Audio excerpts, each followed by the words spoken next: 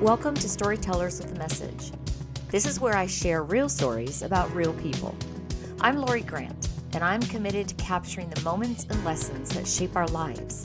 Together, we'll explore stories that teach, inspire, and remind us that everyone has a story worth telling. It was a Sunday morning, the kind that feels unhurried, like the world hasn't quite stretched awake yet. I noticed Ellie the moment I walked into the room.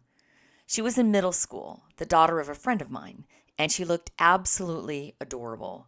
Fresh curls, bright smile, and that unmistakable glow kids get when they're proud of something. As we stood there chatting, I noticed her glance down at her left wrist. She had on the cutest little watch, and I assumed it must be new by the way she was looking at it. So I asked her about it. Her whole face lit up. She held out her wrist like she was presenting a rare treasure. "I got it yesterday," she said, "and I love it." "It's beautiful, Ellie," I told her. "It even has a second hand." She blinked up at me, kind of confused. "Second hand?" "Yes," I said, pointing at it. "That small hand right there." She shook her head with absolute certainty. "Oh, no, that's not the second hand, Miss Lori. That's the third hand." I'll be honest, I was caught completely off guard. Ellie is wonderfully literal. So, technically, she wasn't wrong. I had never considered that the second hand is actually the third hand on a watch. Leave it to a 14-year-old to point out something you've never questioned in your entire life. I explained that the second hand is named for what it counts, the seconds, not for its size or its order. One hand counts the hours, one hand counts the minutes, and one hand counts the seconds. She understood it, but she didn't like it. And I'm not entirely convinced she believed me. But then again, she was 14, and grown-ups aren't very smart when you're 14.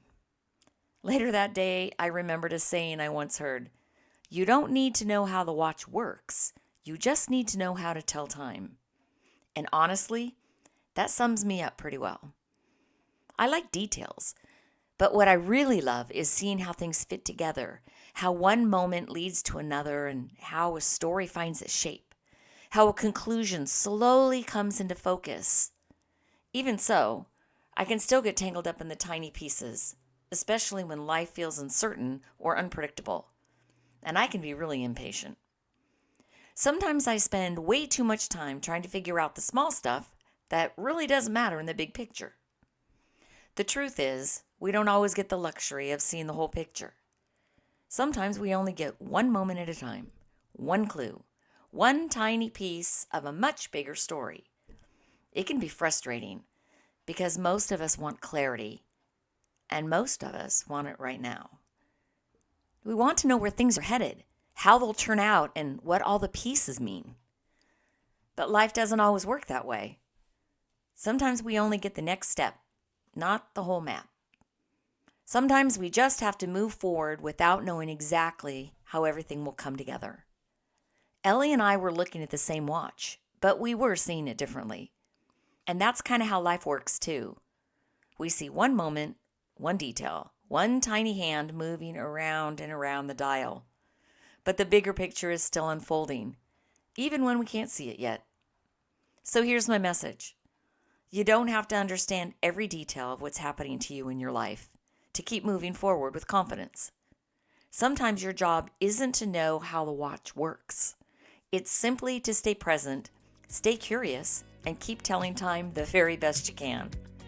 A friend of mine once told me, progress is rarely a straight line. This has been Storytellers with a Message.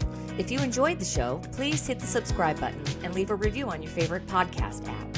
It truly helps others find the podcast. And if you have a story to tell, I love to hear from you.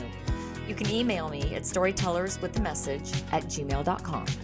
To explore my children's books or learn more about my work, visit www.loridgrant.com. Until next time, I'm Lori, wishing you joy and peace.